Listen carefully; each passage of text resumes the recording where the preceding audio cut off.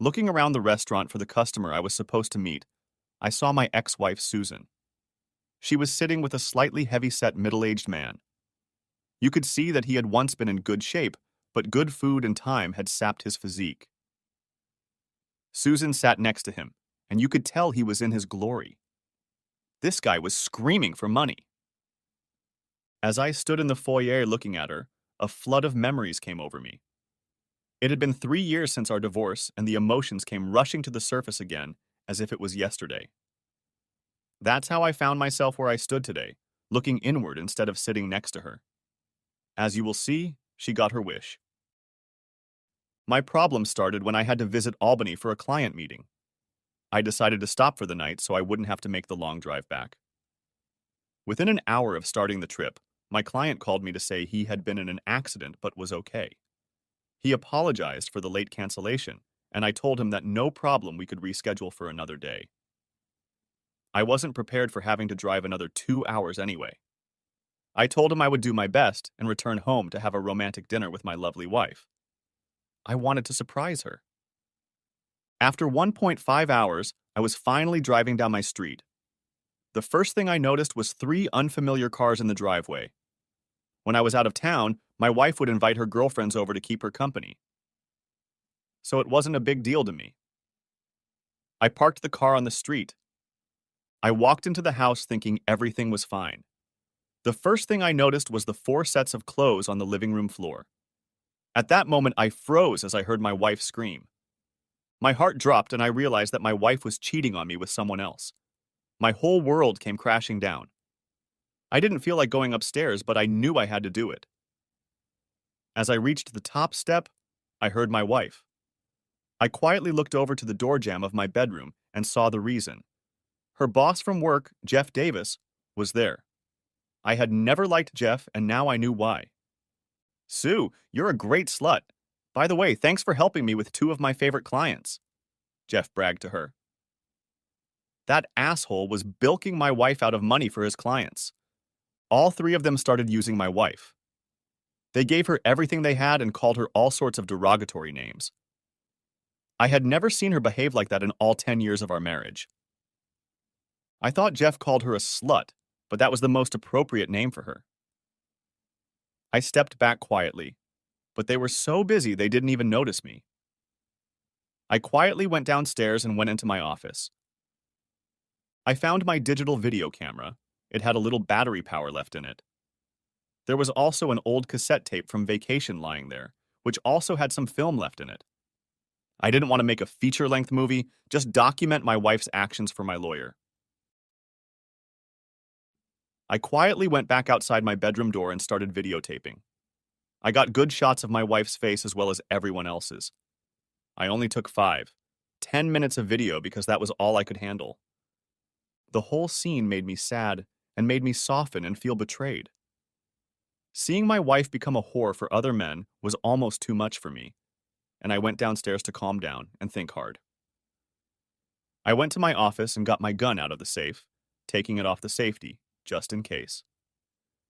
Then I went into the living room and took all the car keys and wallets from my pants that the men had left on the living room floor. I went outside and flattened all their tires, including Sue's car. When I got back into the house, I had a smile on my face that the Grinch would have envied. I was beginning to form a great plan, and I knew it would work if Sue picked up her cell phone. I noticed it on the night table in the bedroom as I was shooting the video. With my camera ready, I walked out to the landing and quickly dialed Sue's number. It rang a few times and I got the answering machine. She knew I would be calling around this time, so I called back every 2 minutes until she finally answered. She must have asked them to keep it down because you could hear a pin drop in the house. "Hey Bobby, how's Albany?" asked Sue, panting. A quiet chuckle from the men could be heard coming from the room. "You're out of breath, are you okay?" I asked with mock concern in my voice. "Yeah, I had to run up the stairs to the bedroom to answer the phone," she quickly excused herself. "My client canceled and I'll be home in a few minutes." "I was wondering if you wanted to go out to dinner," I asked in a flat voice. Inside, I was angrier than I had ever been in my life. "Are you coming home now?" she asked in a nervous voice. "Sounds great. I just need to pack, babe. I'll see you later. She said all of this very quickly and hung up before I could answer. I laughed to myself because I knew what was going to happen in a minute. Sure enough, 4 men started down the stairs to the living room. The men ran out at the same time, and Sue pushed her shoes and jacket out behind her. She went to the door and looked out, hoping they would be gone before I went outside. If she hadn't been so excited, she would have noticed my car parked on the street in front of our house. The men all started yelling to her at once, and she walked up to the porch to hear what they were talking about. At that very moment, I closed the front door and locked it behind her. My wife only saw my face as I closed the door and tried to peek out the side window to talk to me with pleading in her voice. The time for talking was over. All the other men returned to my porch and began pounding on my front door within minutes. I knew they wanted purses and keys. I called 911 and reported that someone was trying to break into my house. The dispatcher said she had just received a call from one of my neighbors. I gave her my name and address. 2 minutes later, a black and white car showed up outside my house. I waited for the police officers to question my wife, opened the door, and stepped out to the 2 police officers who arrived on the scene. Officers, these men assaulted my wife and I want them all arrested, I stated to the police officers. This elicited an instant reaction from the men. They all started yelling at once. I was invited. She wanted this for herself, and she wanted this from all of us. Everyone, including me, looked at Sue for an answer. She lowered her eyes and didn't look me in the eye. She said in a thin voice full of shame, I invited those men into my home. I did it of my own free will. All the men seemed relieved that they were not facing charges. At this time, 2 more police cars showed up. At my request, they wrote down everyone's names for the report. The head policeman then said to me, if your wife invited these men into your home and they are all over the age of 18, there is little we can do to help you. I would suggest you see a psychologist or something. He said this while looking at my wife like she was a piece of shit on his shoe. I told the cops to call a cab and that Mrs. Thomas shouldn't go back to that establishment today. One of the guys called a cab because he found that all their tires were flat. They tried to accuse me of taking their wallets and keys, but I told the cops I had no idea what they were talking about. I turned around and walked back to the porch. Sue stayed with them until the cab arrived. I stood on the porch and stared Dagger in the eye. My wife tried to come up to the porch and talk to me, which was a very brave thing to do at that moment.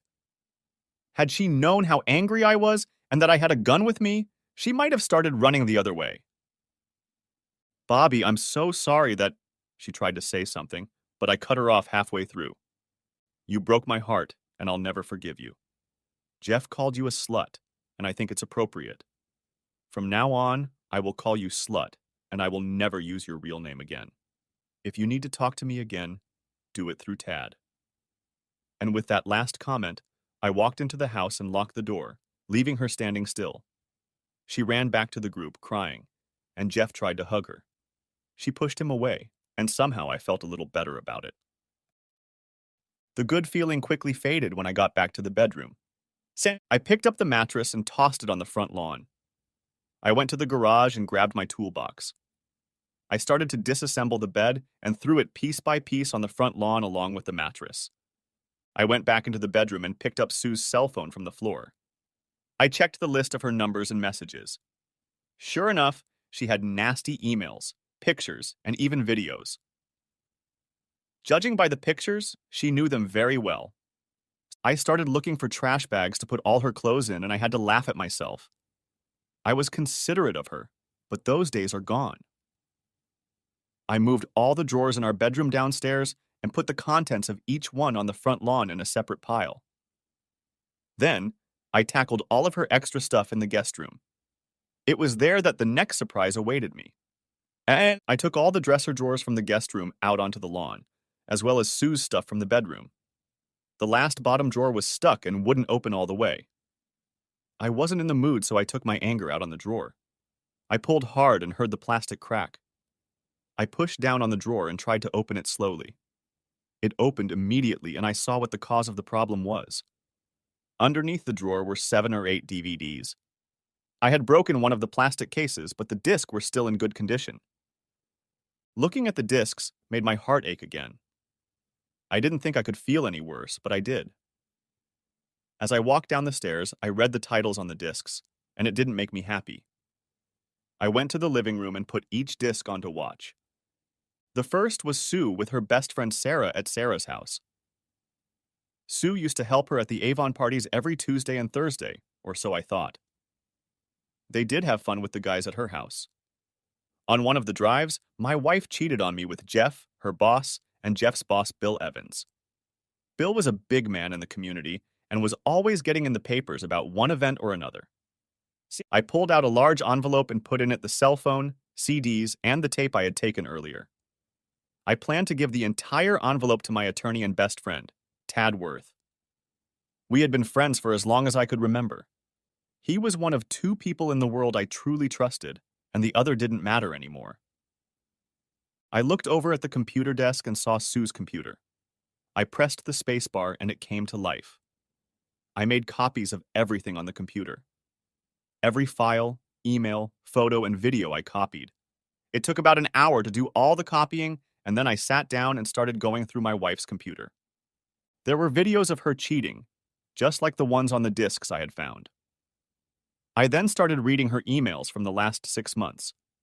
She tried to hide them under some stupid file names, but I found them. She had a few emails from Jeff and other men. The rest were between her and Sarah. I read one letter last week that almost killed me. I thought about using a gun, but realized she wasn't worth it. I had to be strong. The one letter that upset me so much was from Sue to Sarah. Sarah asked her why she didn't leave me and become single again. She also asked Sue for the perfect description of what she wanted in a future husband.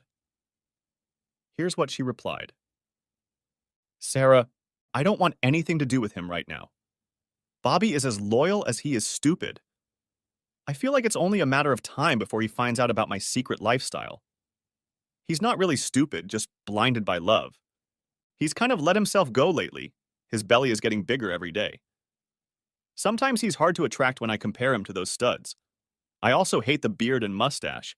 It makes him look like, I don't know, disgusting. I guess I loved him once. His best friend is a lawyer, and if he gets involved in this case, there could be complications. Jeff and Bill at work are hinting at a promotion and a raise. I also want a house and a car at least. If I do everything right, I can get child support every month on top of that. I'm looking forward to our Tuesday night party.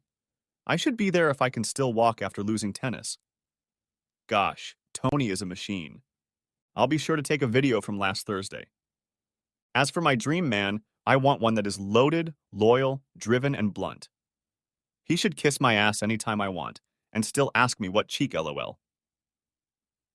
I can get everything I need somewhere outside the house. Sometimes it just seems too easy. Hell, Bobby's home now. I gotta go. I'll see you Tuesday. Call me. Sue, friend. I reread the letter so many times I almost learned it by heart. The words disgusting and the last few years hit me harder than words can say.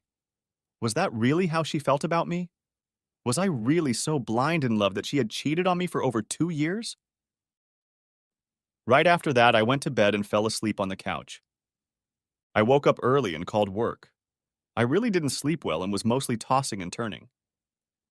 After taking a sick day at work, I called my best friend, Thad Worth. He was primarily my friend, but he was also my lawyer most of the time. Mary answered the phone. She was Thad's secretary, and I had known her almost as long as I had known Thad.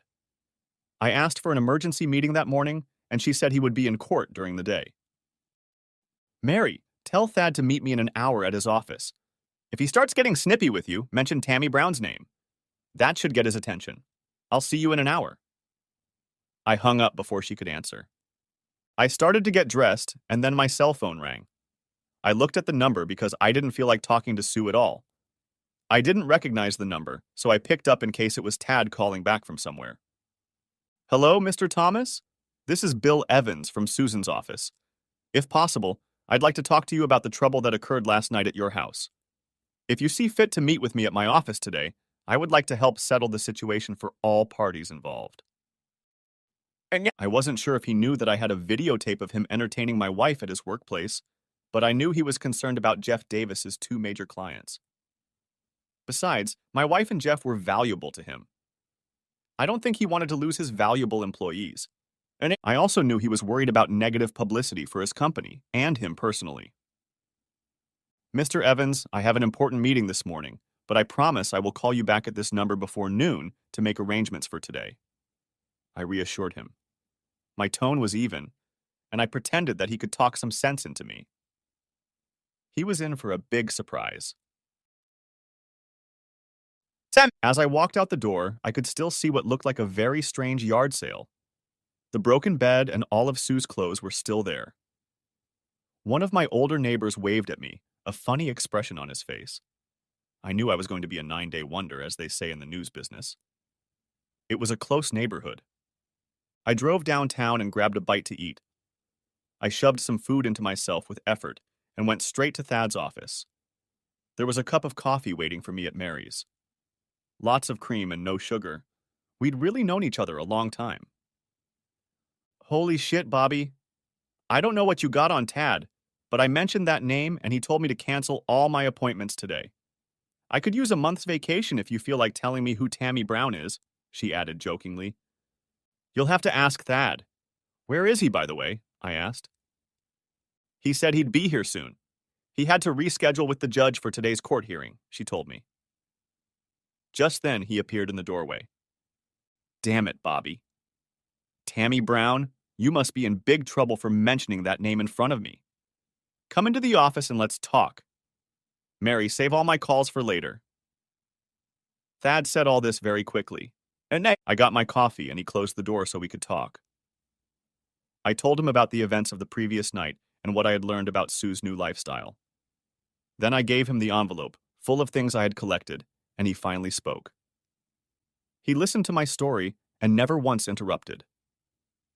I could see the legal moves running through his head as I recalled the events of the previous night. I also told him about Bill Evans's request for a meeting today. Well, Bobby, as they say, first things first. I've known you a long time, and I know you're crushed. Is there any chance you'll reconcile with Sue? He asked me. If this was about Kathy, Thad's wife, and you saw those videos and read the emails, you'd dump her in a heartbeat. I want a divorce, but I also want to do some serious damage. I'm not going to go quietly into that good night, I confessed to him. Okay, first we're going to sue Tony and the Ace Tennis Club. We can't touch Sarah because she's just a good friend who plays with Sue. Sue's company is a different matter altogether. Secondly, I plan to sue the two clients who were at your house as well as their companies. We are also going after Jeff Davis, Bill Evans, and their companies, he stated. This could get ugly before it gets better, Bobby, he stated to me. I don't care if I have to stand in the street and put my fists in the air. I'm going to make those people pay for screwing me over, especially Sue. I told him with anger in my voice. Okay, Bobby. Tell me again what Bill Evans wanted and we'll start there, said Thad to me. We discussed several options and I liked the last one best. A full frontal assault on Sue's company was what sounded best. I had a trump card up my sleeve. A videotape of Davis, Evans, and Sue in their boardroom. Thad told me that as Sue's bosses, they could control her position. It could also get them some serious jail time. I liked the sound of that.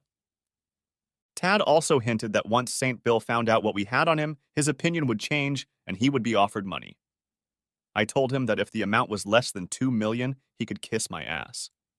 Yeah, tell you what, Thad, make it $2.5 million. I've already seen your legal fees, I told him with a laugh. Come over tonight at 7 p.m., and Kathy will make us both a nice dinner. I think you could use a break from home, he demanded. I called Bill Evans back and made an appointment for 2 p.m. Mary stopped by the office right afterward. Thad, you have a call on line 1, she told him. Mary, I said no calls. He got angry. I'm sorry, Thad, but it's Susan. She wants to talk to you and I thought you might want to answer. Mary continued. Sorry, Mary. It's been a long day and it's just beginning. Does she know Bobby is here? he asked her. Not that I know of, Thad, she objected. Tell her I'll talk to her in a minute, he said, already softer, as Mary walked quickly to the outer office. She's probably already found her cell phone, computer, and all the DVDs. I bet she's pissed that I spread all her shit out on the front lawn along with our bed, I told him. Wow, you had a busy night. Let me do the talking and stay out of the conversation. As your lawyer, I have some things to take care of right now, he hinted to me, picking up the first line. I started to hear the one-sided conversation, but almost immediately realized she was talking to Tad without even hearing her words. Hi, Susan, it's Thad. Yeah, I've already talked to him. Bobby is a great guy and my friend. I thought you, of all people, would have his back and not stab him in the back. No excuses, Sue. I'm not in the mood, and yes, I'm going to represent him. He has a very strong case. You know the case is going to be unpleasant, don't you? I'll talk to him, but you've broken a man who has always been loyal to you and loved you to death. I don't think he cares what you think now. My best advice is to get yourself a good lawyer. You're going to need one. Yes, Bill Evans has set up an appointment for 2 p.m., but I don't think you should be there. Listen, Sue, if you even show your face at the office door and use your glass to eavesdrop, I'll tell Bobby to leave and all hell will break loose. You'd better sit this day out and keep your cool.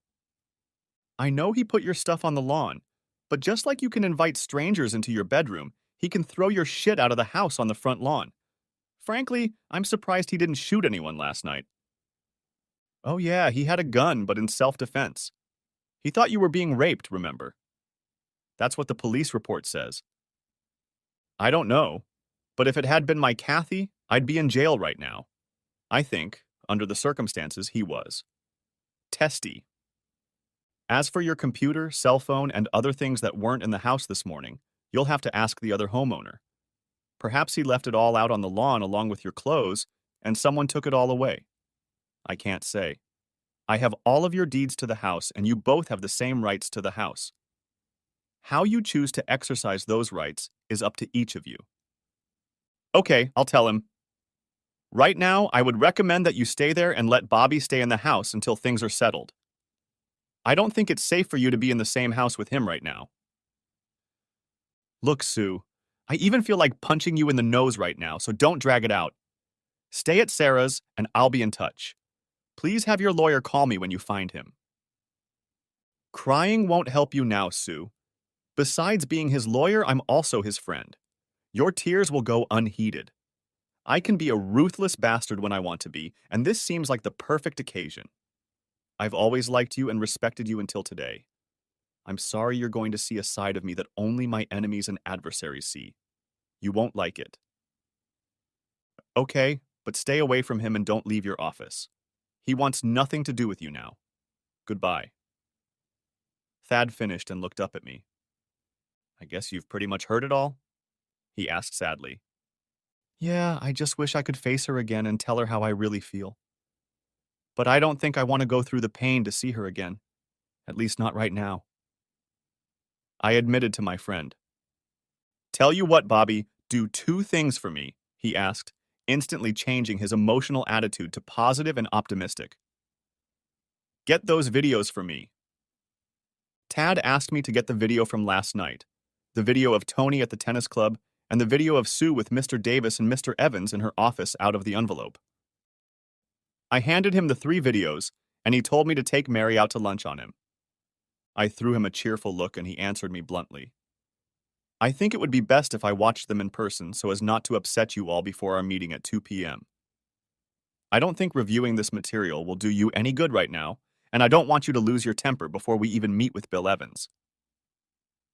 I realized he was right and thanked him, telling Mary the good news. She told me to take her somewhere expensive if Tad would pay. I laughed and we both walked out of the building. Mary was a great lunch guest and made me forget all my troubles for the next hour. When we got back, I heard Thad yelling and screaming as we entered the office. We walked in, and he was in a great mood, doing a celebratory dance by his desk. This record is just great, Bobby. I can't believe it, he declared to me. A funny and sad expression came over my face, and I think he finally realized why. "Oh, Bobby, I'm so sorry. I wasn't celebrating the video. I know Sue really hurt you. I just got excited about what I just found," he admitted to me. "Bobby, come here. I need you to watch something for me," Thad asked me, and I, following his order, stood right behind him so I could see over his shoulder. "Did you look at all the tape that Tony shot at the tennis club with Sue?" he asked me. "No, I only reviewed part of it. I was trying to watch all the tapes last night so I wouldn't throw up and go and kill someone," I honestly admitted to him. "Well, I have a surprise for you." Just before Tony and Sue finished, they started to gather a small crowd in the men's locker room, the tennis club locker room. I'm not telling you this to make you angry or upset, but because of this man. Thad said this to me, pointing to the screen on his desk. The man he was pointing at was an older man. He had long white hair and a walrus mustache. He asked me if I recognized him. Tad turned on the video. "Tad, I have no idea who this asshole is, but I guess you do?" I wisely answered him. "Bobby, this is for our meeting today at 4 p.m. at the tennis club," he informed me. Thad was excited and then explained the reason to me. I smiled as he told me his plan. Besides being my friend, Thad was also a damn good lawyer. I was glad to have him on my side in this case. We left his office to head downtown to meet Bill Evans at 2 p.m. We took with us a portable DVD player, some photos that Thad had printed before we left, and some legal addressed envelopes. We entered Sue's building and went straight to Bill's office on the top floor. Sue's office was on the next floor. We waited in the break room until we were invited into Mr. Evans's office. Just before we entered, I thought someone was looking at me. I looked down the hallway and saw a woman disappear around the corner after noticing my gaze. "Guess who it was?" I said to myself. I was glad I wouldn't have to deal with her today. We both entered Bill's office, filled with expensive furniture. On each wall hung a plaque, an award, or a picture of a famous person with Bill Evans on it. He had a beautiful office, and the first thought that came to my mind was whether he had entertained Sue in this room. At that thought, I began to dislike Mr. Evans more than ever. I introduced Thad and began to speak myself. "Hello, Mr. Evans. This is Thad Worth, a friend of mine, and he will be attending the meeting you called today," I said to Bill as we all shook hands. "Mr. Thomas, Bob, I thought this was going to be a little closed-door meeting between you and me," asked Mr. Evans to me. "Well, I decided to bring Thad along. Anything you tell me, you can tell him too," I told him. I didn't leave it up for discussion, so he accepted Tad's presence and started talking directly to me, ignoring Tad. This brought a smile to Tad's face. I knew what was coming next, but decided to let Mr. Evans start first before we burst his balloon. "Bob, can I call you Bob?" asked Bill. "No problem. I thought it would be nice to have Jeff Davis at this meeting too. I don't know if that's possible, but it involves him too," said I to Mr. Evans. He thought for a second and pressed the intercom button. "Julie, tell Jeff I need him in my office right now. Tell him to drop everything he's doing and get here right away." "Okay, Jeff will be here in a minute." In the meantime, let me say that I am sorry for all the trouble Jeff and Sue have caused in your life. I know last night was horrible, but if we work on this together, we can help all parties involved," stated Bill optimistically. "So what are you up to, Mr. Evans?" I asked, waiting for Jeff to arrive. "I really like your wife Sue and," said Bill, but was interrupted when Jeff walked through the door. He stopped in place and seemed about to turn around and leave, but Bill ordered him to sit down. Reluctantly, he sat down and didn't look at me. "Jeff, I just wanted to say that I like Sue a lot. Almost like a daughter," he started to say when Tad interrupted him.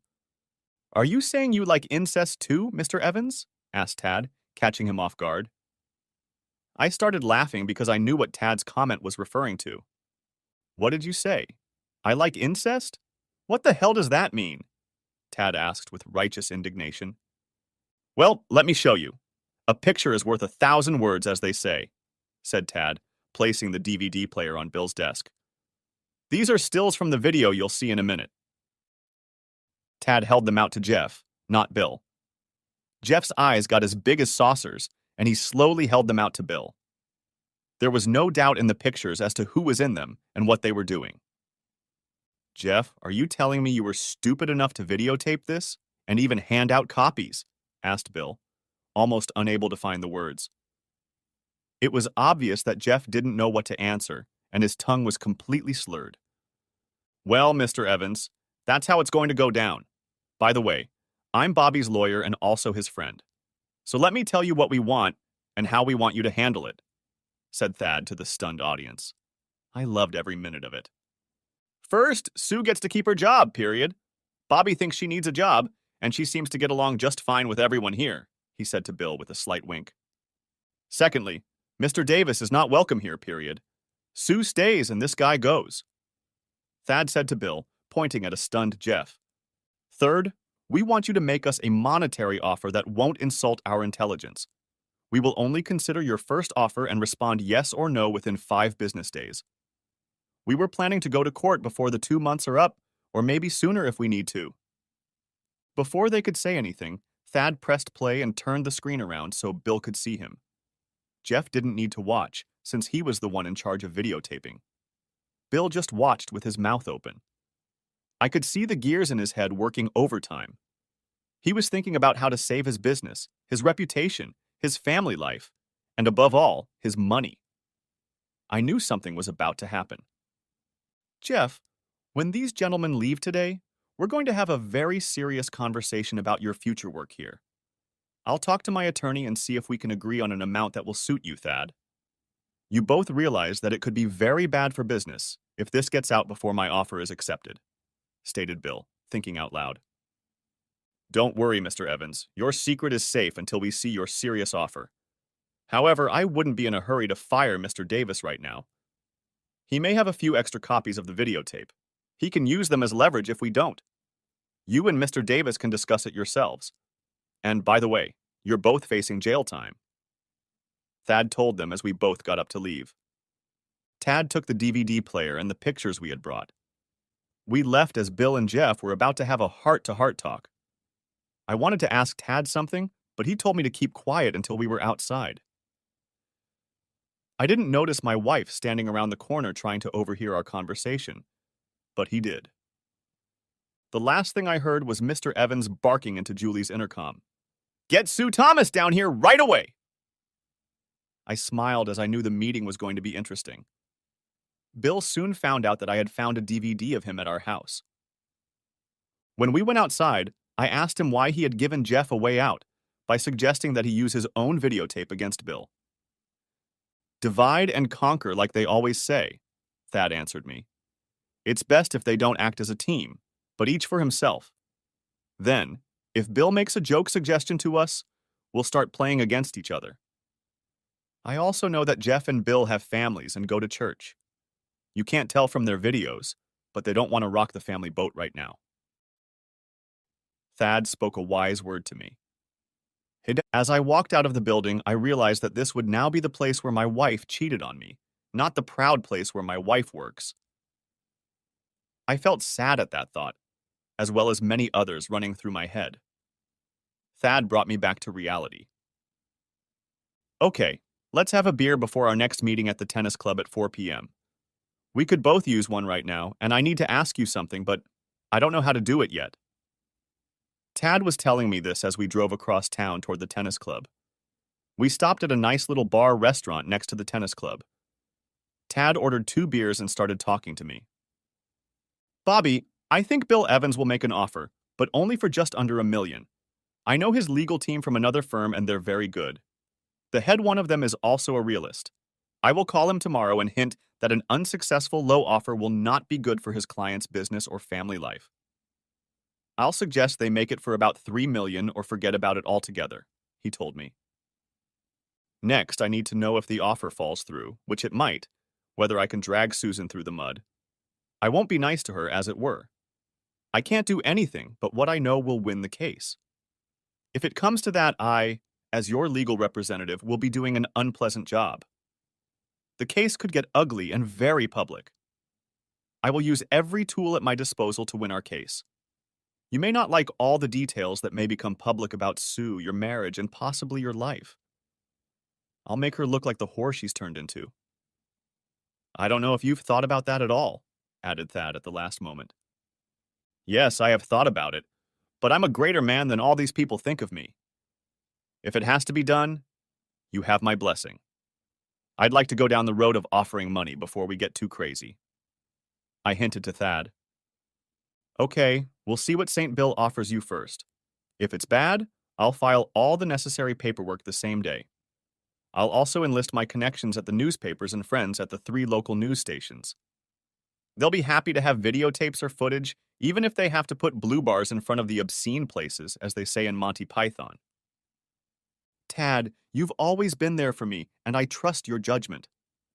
I just wish all this never happened. It was more fun to be the clueless husband than the public cuckold of a cheating wife. You have my permission to do whatever is necessary. After all, I'm not the one who started this shit, but I'm going to end it soon. I told him with anger in my voice.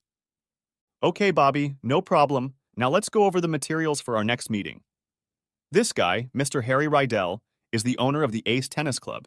He's the guy I showed on the video in my office, he informed me. He'll tell you that the adults will be adults, and there's nothing he can do for us. Even Tony, the tennis coach, can get fired for nothing. He can rehire him next week. I checked. Tony is very popular there, especially with the ladies, if you know what I mean. He can hire him back to save face in front of the members. But remember, Bobby, it's mostly the men who pay for the club dues, and the women go too. Don't forget that fact because it will make a big difference with Mr. Rydell. He explained to me how things worked. We arrived on time, and it was safe to say that Mr. Rydell and Thad disliked each other. That became clear as soon as Rydell spoke. Okay, Worth, you called the meeting, so go ahead and finish up. I want to get this over with as quickly as possible. Mr. Rydell said to Thad without any courtesy. Mr. Rydell, this is Bob Thomas, he said, nodding in my direction. And his wife is a member of your club. It has come to our attention that Tony Simba, your tennis instructor, is having an affair with Mr. Thomas's wife. We want to know what you intend to do about it, finished Tad. He waited for Rydell to start talking, but even I knew he was going to shift gears and tell Tad to back off, and in equally verbose terms. Look, what 2 adults do in the privacy of their own home on their own time is up to them. I'm not their mother, Worth, so stop wasting my time, Harry Rydell told us. As for you, Mr. Thomas, if you can't make your wife happy in the bedroom, don't come crying to me and blaming me if she puts horns on your sad ass. There are a lot of unhappy wives who go to Ace Tennis Club. Some of them keep coming back because of the personalized service my staff gives them, if you know what I mean. Harry said this with a wink at me. I would have reached out and punched him, but Thad took my wrist and told me to be cool and follow his lead. You see, Harry, you're assuming that this happened outside the club and that it didn't happen with the full knowledge and approval of the owners. It would be wrong of you to assume that, Harry, Tad told him, as he pulled out a DVD player and set it on the table. Tad pressed play and turned the screen toward Harry. He could see that he didn't like the look of the videotape. Tad spoke without giving Harry a chance to think. Harry, you took advantage of a paid member of your club with full knowledge and with the complicity of your colleague. Mrs. Susan Thomas, a married woman, even her dues were paid for her by Mr. Thomas. He's not the happiest customer right now, Thad said to a very calm Mr. Rydell. When this gets out, all the men, that is, those who pay the dues, will want to know if their wives are having fun with them while paying the bills. I'll have to subpoena everyone who was in the locker room that day. I'm not sure they, meaning the married ones, won't be too happy with you. Thad began to tell him in an almost dreamy voice. I also almost forgot about the reasonable expectation of privacy for locker room videotaping. Harry, when I'm done with you, your club won't be the social beacon it once was, and I also think your bankroll will be a little lighter in the near future. Thad added for convincing. So we want you to make us a serious offer and get back to me right away. If you do it in a timely manner, it could save you a lot of hassle and money. Thad finally finished. You could see Harry Rydell mulling over his options. Tad, as always, you're a real asshole, but I can't argue with your logic. I'll call you tomorrow with my offer. If I pay up, all the tapes will come back to me and never see the light of day. I'll fire Tony as a gesture of good faith. Now, if that's all you legal blackmailers came for, get the hell out. Harry Rydell told us as Thad took the DVD player with a smile and turned it off. By the way, say hi to Tito Martinez, said Thad to Harry as he left the room. Screw you, Worth, was all Harry could reply. Tad laughed all the way to the parking lot. That was a lot of fun. Now we'll wait for suggestions, said Tad to me as we headed to his house for a great home-cooked dinner. By the end of the week, here's what happened. Bill Evans offered just under $2.7 million and to keep Sue as an employee. Jeff Davis was fired after he foolishly gave Bill Evans all his videotapes and he had nothing else on him. So Bill just fired him and poor old Jeff couldn't do anything about it. I went after the two assholes who were with my wife the night I caught her with Jeff. They were two of Jeff's big clients. They both didn't want publicity, either in the company or personally, so they offered me $1 million each to leave. Harry Rydell didn't want to offer anything and told us to sue him. We did, and he lost $3 million when we were done with him. I guess he thought he could get away with it, but the judge didn't like the videotaping in the private locker rooms. I gave Sue the house and the car like she wanted. I didn't have to pay her a dime in alimony. I only saw her in court twice. Both times I called her slut when I said hello and it made her cry. I always wondered why she was crying now, and not before she started all this shit in my life. Even though it was the worst time of my life, I ended up having the most money I've ever had. I did the smart thing and invested it on Thad's advice. But it still hurt, and I carry that pain to this day. All the events of that horrible year I just detailed came flooding back in an instant. I didn't even notice someone talking to me until I woke up from the nightmare of memories and heard the restaurant manager ask if there was anything he could do to help. I don't know how long I stood there, not moving and remembering the past. I shook my head and found myself back in the restaurant. Sorry, I was just thinking about a problem I once had. I can see the party I came to, so thanks again. I said this to the manager as he threw me the amused look that one gives an elderly person who is not at ease with their head. I walked purposefully over to my wife's table. I think the surprise struck her first. The last time I was married to Susan, I was overweight, had long hair and a beard. I had let myself go because of a sore knee from an old baseball injury. That's what I told myself at the time, but I just accepted my life and my wife. I now had a short haircut, skinny from working out every day, and my knee was fixed thanks to the money I was getting from Jeff and Bill's company. My suits were expensive now, and I always tried to look good in public. I decided to talk first. You look good today, slut. I'd almost forgotten how good you look, I said, trying to turn her on.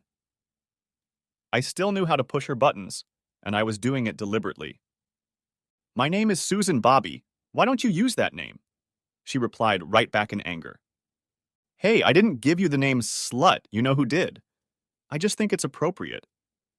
I told you that you broke my heart 3 years ago, and I will always refer to you by that name. I told her this when the guy next to her started to protest and get up from his seat. Sue pushed him back and told him not to make a scene. She started crying a little and her makeup was dripping. Her companion said, Go powder your nose, Sue, and tidy up your pretty face. I'll take care of that asshole for you. And with those words, she stood up and looked me in the eye, and I looked back. With that one look, I must have shown all the pain I'd been carrying around for the past 3 years. She started crying again, even harder. I was surprised she had any feelings for me left at all, or maybe she still felt guilty. I think it was a mixture of both. I expect you to be gone when I get back, she told me, tears streaming down her face. I only had time to notice the very large wedding ring on her finger before she wiped her eyes with her hand and went to the ladies' room. I take it you are Bob Thomas, Sue's ex-husband? He asked me with disgust in his voice.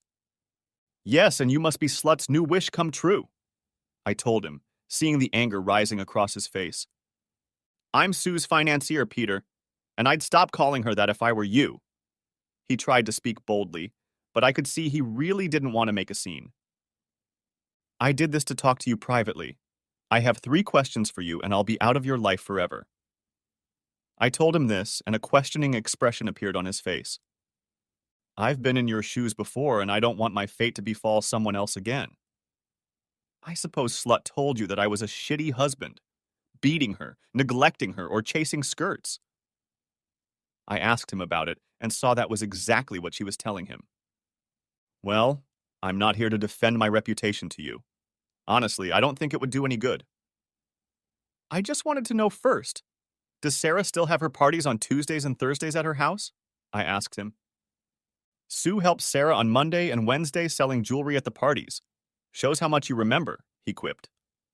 Okay, does she still take tennis lessons on Saturday? I asked quickly. Sue plays racquetball on Sundays.